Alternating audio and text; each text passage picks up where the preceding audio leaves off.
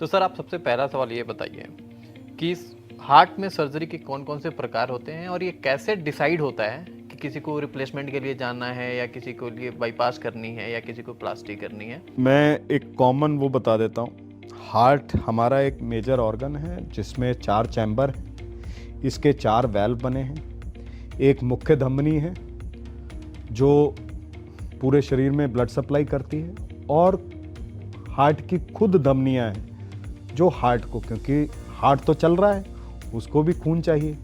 Valve का function ये होता है कि वो एक डायरेक्शन से अंदर फ्लो करते रहें और नसों का ये फंक्शन होता है कि पूरे शरीर में हर एक ऑर्गन जो है उसको ब्लड सप्लाई सुचारू रूप से मिलती। इसी से रिलेटेड बीमारियां हैं जिनका कभी मेडिसिन से, कभी इंटरवेंशन से, या स्टेंटिंग हो गया या कोई डिवाइस से या सर्जरी से इलाज। मोस्ट कॉमन अपने इंडिया में जो लोगों को प्रॉब्लम होती है अपने इस बेल्ट में, एक तो जिसे हम कोरोनरी आर्टरी डिजीज कहते हैं जिससे धमनियों में ब्लॉकेज हो जाता है, जिसके लिए अगर पेशेंट डायबिटिक नहीं है, मोटा मोटा रूल मैं बता रहा हूँ, जो 90% अप्लाई होता है, 10% ग्रे जोन्स होते हैं वो किसी के अंदर नहीं, बट 90% एक नस में छोटी सी ब्लॉकेज है आप उसको, और ब्लॉकेज 75% से ऊपर है तो आप उसका स्टेंटिंग करा। तीनों नसों में ब्लॉकेज है, हार्ट फंक्शन कम है, डायबिटिक है, ऐसे में बाईपास है। बाईपास का मतलब क्या है? बाईपास जो ब्लॉकेज है उसके बियॉन्ड खून नहीं जा रहा है और हम इसके अंदर, हम मदर नेचर कह लें, भगवान कह लें, जो हमारी बॉडी दी है उसी की चीजों को इस्तेमाल करके उससे नेचुरल जो बाईपास क्रिएट करते हैं। और मैं अभी भी बता रहा हूँ आपके माध्यम से, कुछ ऐसे हमारे चेस्ट की आर्टरी होती है जिसे हम इंटरनल मेमोरी आर्टरी कहते हैं, उसके अंदर नेचुरली ऐसे एंजाइम्स निकलते हैं कि वो उसको हमेशा पेटेंट बनाए रखता है, उसमें डिजीज आने के चांसेस बहुत कम हो। ना तो हम कोई वर्ड मेडिसिन में कह नहीं सकते क्योंकि 100% रूल नहीं है, 100% रूल सिर्फ नीली छतरी वाले के पास है, बाकी किसी के पास नहीं। बट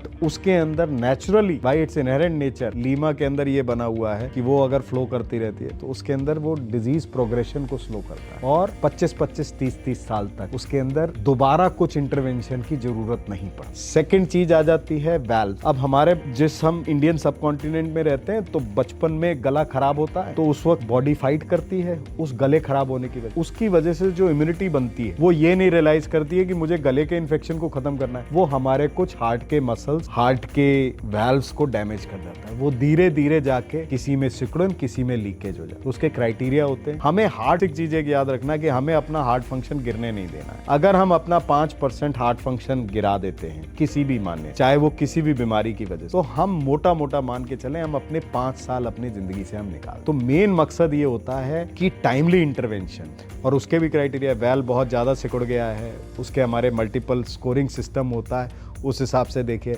कि बैलून से खोलना है या सर्जरी करना है। जब वैल्व इस कंडीशन में हो जाए कि उसका बिल्कुल ना रिपेयर पॉसिबल, क्योंकि मैं तो बहुत रिपेयर भी करता हूँ, और ये नहीं कि पूरा चेस्ट, बहुत लोगों को ये होता है कि साहब छाती खुल जाएगी।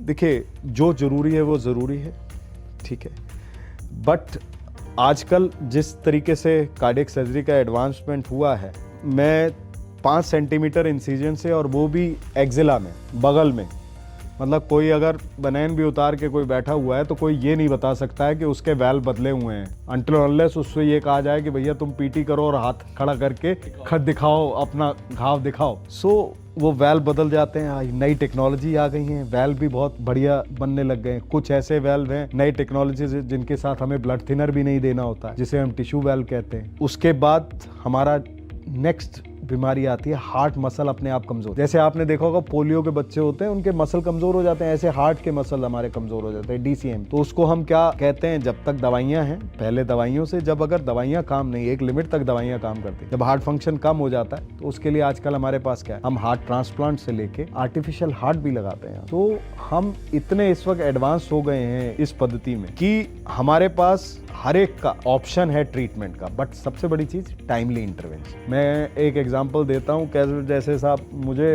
दिल्ली से जाना है आगरा, दिल्ली से आगरा जाना है, और वो ट्रेन आगे जाके वो सीधा ग्वालियर और उधर जाती है, लेकिन मेरा स्टेशन तो आगरा है, मुझे आगरा ही उतरना है। तो अगर ट्रेन कहीं और घुमा के लेके जा रही है, चाहे कितनी मर्जी बढ़िया ट्रेन है, लेकिन मेरे डेस्टिनी पे नहीं जा रही है, मेरा तो कोई फायदा नहीं है। एक नॉर्मल ट्रेन और एक वंदे भारत ट्रेन, लेकिन वो आगरा नहीं रुकती है और मेरे को जाना आगरा है, तो मेरे लिए तो कोई वो नहीं है। तो टाइमली इंटरवेंशन, जिस स्टेशन पे आपको जाना है उस पे प्लीज उतर जाइए। आगे पीछे उतरेंगे दोनों में तकलीफ है, ना तो जल्दी इंटरवीन करना चाहिए और ना इंटरवीन कराने में देरी करनी चाहिए, ये कहने का। इस कंडीशन में आए, वैल्व सिकुड़ा हुआ है, हार्ट फंक्शन डिक्रीज होकर 25% हो गया, आपने अपना ट्रीटमेंट का, अपने इंटरवेंशन का रिस्क जो है वो बढ़ा लिया।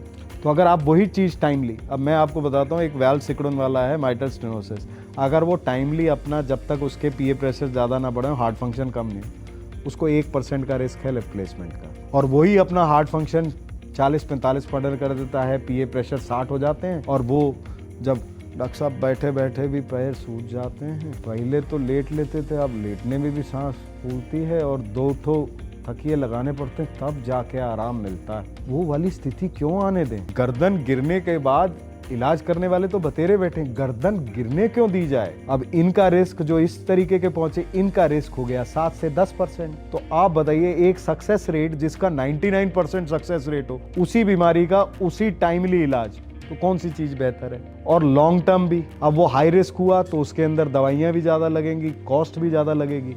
तो उस वक्त जो काम 3.5-4 लाख रुपए में मोटा मोटा बता रहा हूं, वो बढ़ के वो 6-7 लाख लग जाएंगे, एक मोटा जस्ट बताने के लिए। तो आप क्या करते हो? डिले करके आप उस टाइम भी पैसे ज़्यादा लगाते हो। तो लोग कहते हैं डॉक्टर साहब पैसे नहीं थे, इंतज़ाम नहीं कर पाए। मेरा मानना ये है, हम एक ऐसे कंट्री में रह रहे हैं और मैं एक ऐसे इंस्टीट्यूशन में काम कर रहा हूँ जहाँ पे पैसे की वजह से शायद किसी का इलाज नहीं रुका है, कोई ना कोई मदद जरूर आ जाती है किसी ना किसी तरीके से। ये मेरा मानना है और ये मेरा प्रैक्टिकल अपने जितने भी सालों का एक्सपीरियंस है। अगर किसी पेशेंट को ज़रूरत है तो उसके लिए रास्ते बन जाते हैं। पैसे के मामले से किसी का इलाज नहीं रुकते देखा मैंने।